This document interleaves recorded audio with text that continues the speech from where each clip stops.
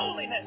I'm talking about godliness. I wish you knew what a move of God would be in this place if all of you came under conviction. If I myself came under conviction of the Holy Spirit, we fell down on our faces and wept. There is a city so secretive that even most priests will never step inside. It is said that this city holds documents older than entire civilizations, guarded by one of the oldest standing armies on Earth. The Vatican says it's protecting history, and others say that it's hiding the truth. And today we'll be discussing what lies beneath the church, and why some believe the Vatican knows things about our past, and maybe even our future. I thought I knew the gist of the Vatican. It's where the Pope lives, it's where the Pope operates from, and it's an extremely important place for millions, if not billions, of people. And when I went down this rabbit hole, I discovered scandal after scandal after scandal. And not to downplay those things, because they're very dark, mysterious, and they have affected real people with real lives, and they deserve respect. I'm not really surprised anymore when an institution of that size and that influence has some alleged accusations and scandals and issues with public relations. However, when I found this photo, this was the rabbit hole I was looking for. The Vatican is the smallest country in the world, spanning roughly 110 acres. Despite its size, the Vatican holds immense influence over one of the world's largest religions. It presents itself as a spiritual authority over Catholics all over the world. However, behind the art, the sermons, and the guards with the silly outfits, it's an institution shrouded in scandals, secrecy, and conspiracy. I mean, if I could show up to work, guarding one of the most holy places on the planet, this is how I'd pull up. I'm not trying to, shit on tradition or whatever, but, I'm not that intimidated, just by looking at them at least. Just saying, I've seen other things that look like that. No offense. This photo was published in the La Domenica del Corriere, a well-respected Italian newspaper, along with claims of this being a real photo of Jesus Christ. This is obviously a bombshell of a claim. I immediately searched for the origins of this photo. A renowned newspaper is claimed to have a photo of God, and left me wondering, how is that even possible? Father Pellegrino Ernetti is said to have been the one to take this photo with his invention, the chronovisor. The chronovisor is an alleged device that could view past events, sort of like a television that could tap into time itself. Father Pellegrino was a priest, an exorcist, a musicologist, and a physician, which is quite a resume. It is said that Father Pellegrino worked on a team of 12 other scientists, which included Enrico Fermi, the father of the Fermi paradox, and Werner von Braun, the famous German aerospace engineer, to create this so-called time machine. The theory behind this coronavirus, that's a different video. The theory behind the chronovisor is that events, when they happen and unfold in a timeline, they leave behind visual and auditory waves, like electromagnetic waves that could be tapped into and then reconstructed to view said event. As, like I mentioned earlier, kind of like a TV picking up on signals, or the device that you're watching this on picking up a Wi-Fi signal that can then stream this video. Father Pellegrino claims to have seen Napoleon give one of his famous speeches, the signing of the Treaty of Westphalia, the construction of the Temple of Solomon in Jerusalem, and even the crucifixion of Jesus. These are obviously huge claims, and coming from someone working within the faith itself led a lot of people to believe that this actually happened. The chronovisor was rumored to operate by what is known as chronotypology. A good way that I like to think about it is like those old box TVs that had like the antennas on it. And how it would work is that it would pick up on these frequencies and these vibrations left within space-time from past events, and then reconstruct them as a 3D model that people could then view as if they were experiencing that moment, as if they were there. So it's not really like an actual time machine, as in like Back to the Future or anything like that. It's more of like a streaming service for time. It's a sidestep cousin of interdimensional cable from Rick and Morty. Allegedly, this device would create a 3D hologram that could then allow the person to almost fly around the moment and see it from different angles. Kind of like a theater mode in a video game, so to speak. Imagine a device that could actually see through time. I mean, if you could, you would be able to reveal so much about history and religion and the origins of man. It would potentially alter it would change the world. It would change everything we knew and thought and believed about life. At least, that's what I thought. Some people believe that the chronovisor was disassembled and scattered. Others believe that it was just a myth. But for some, this leads to a deeper and darker rabbit hole. For centuries, the Vatican has maintained what is literally called the secret archives, where the word secret more or less translates in Latin to private. However, when an institution has something that is a secret or any kind of mystery, it's going to raise some eyebrows. There's so much noise and concern over these quote-unquote secret archives that on October 28th in 2019, Pope Francis changed the name to the Vatican Apostolic Archives. Apologies if I didn't pronounce that correctly. He feared exactly what we're talking about, that the word secret implied something dangerous or mischievous, and he was afraid of scandals and skeptics. For some theorists, this was just another layer of illusion, trying to cover up something that they didn't want the public to know about. The archives consist of over 53 miles of shelving, documents dating back over 12 centuries, which only scholars who fit a very specific criteria can have access to. This is a massive network of a cavernous library, really. And again, with the word secret and the tight guidance and the tight restrictions on who can and cannot see it, is going to, people are going to suspect that there's some weird shit in there. I mean, imagine if the White House came out and was like, yeah, we have tons of documents that no one is allowed to see unless we approve of it. Think about every secret government thing that's ever happened. There are documents about it. And I mean, look at MK Ultra. Nobody was allowed to know about that. They tried to destroy the records. So it's not necessarily like far-fetched in my mind that people would be a little sus about a massive institution having hidden records. Many speculate on what is allegedly hidden within the archives. Claims of suppressed gospels, records of Jesus' quote real life, proof of advanced ancient civilizations, and even extraterrestrial contact. Like this fucking thing. Look at that. Look at him. You telling me that this doesn't look extraterrestrial to you? I mean, look at his face. Look at that. It definitely touches people. The Vatican claims that these are obviously just myths and conspiracies. But if there's nothing to hide, why keep it so hidden? That's at least what I wrote.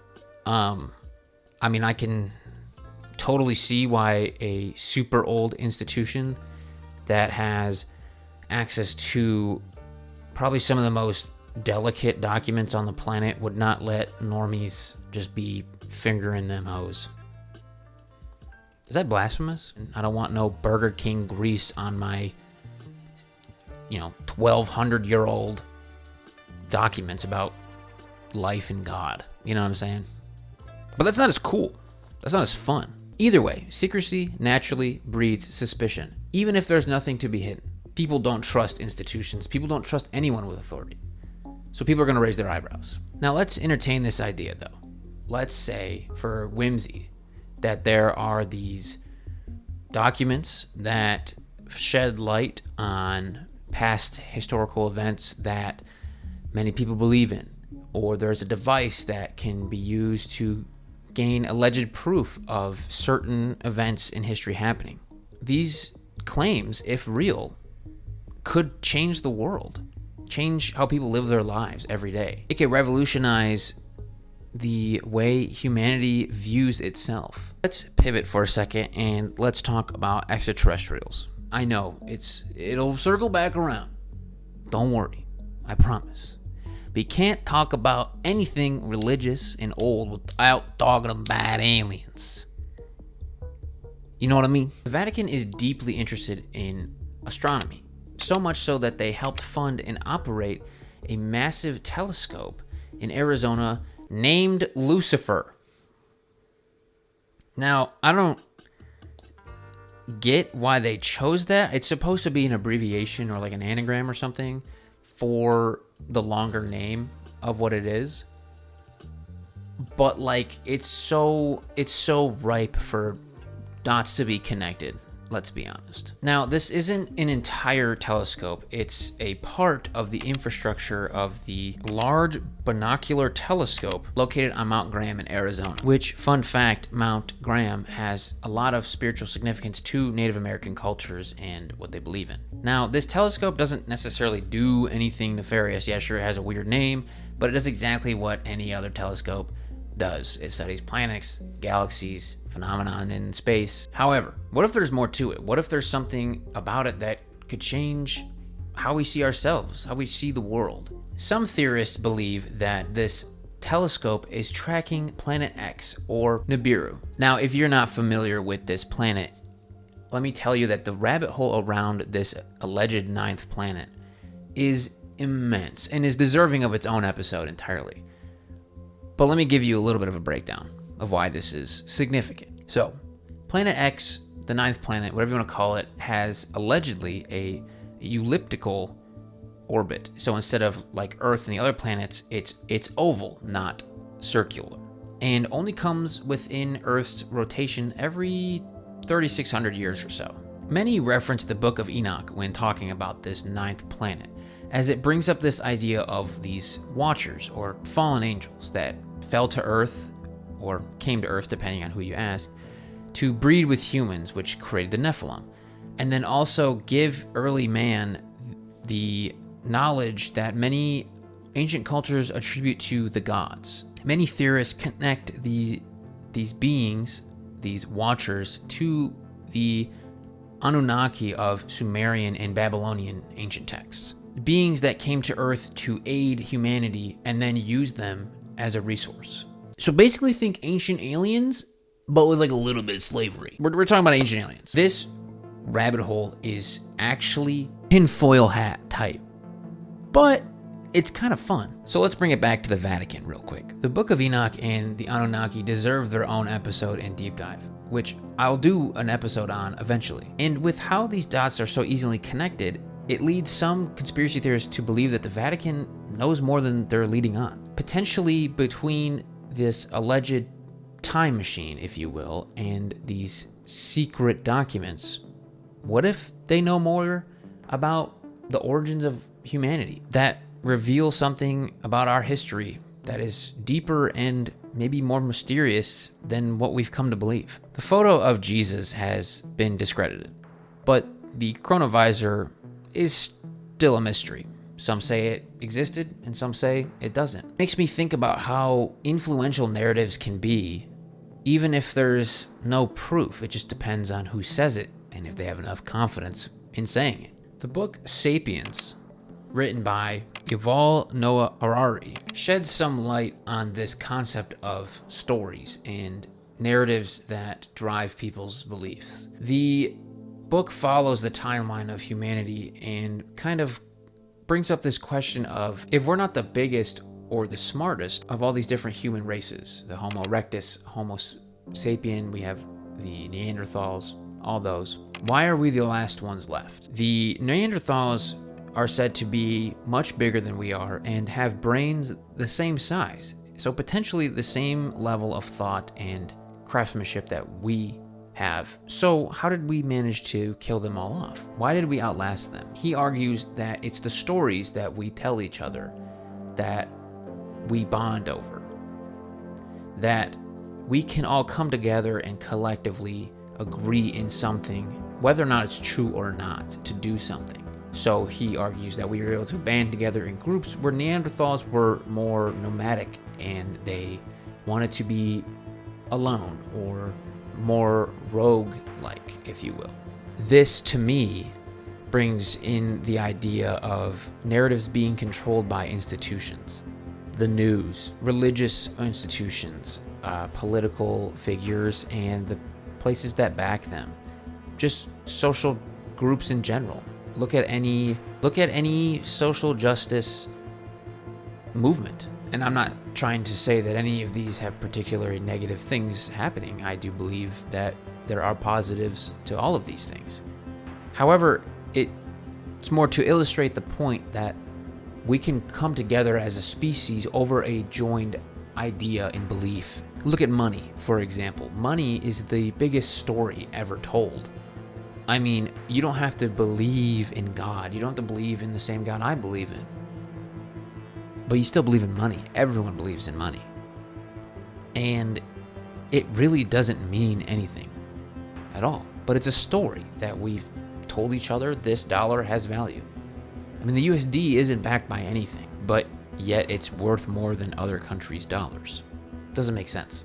If institutions can control the narrative about money, religion, politics, anything, they can control how we live, how we act, how we pray. And that can lead down a rabbit hole of insane conspiracy. Whether or not these claims of time travel, the chronovisor, hidden archives, or fallen angels are real, it sheds light on the fact that people can control what people view as their purpose, or their divine calling, or their destiny even. And if you can control what people view about life, you can control how they view death. And this leads directly into my next video, which we'll be discussing how some people believe that humans and their destiny is much more sinister than heaven or hell. Some people believe that Earth is a human farm. I hope you guys enjoyed that video. I tried to script it in such a way that it would be a little different than what I have been posting. I kind of want to get into a little more creative spaces with these videos. So we'll see how it turns out. If you guys liked it, I hope you guys enjoyed. Let me know down in the comments if there's anything that you guys want me to cover, or if there's any sort of tangent that you want me to talk about, anything like that. And I do apologize if I got anything wrong. I did the best research that I could to make the best video that I could. So I hope you guys enjoyed, and I want to say thank you for sticking around, and I will see you in the next one.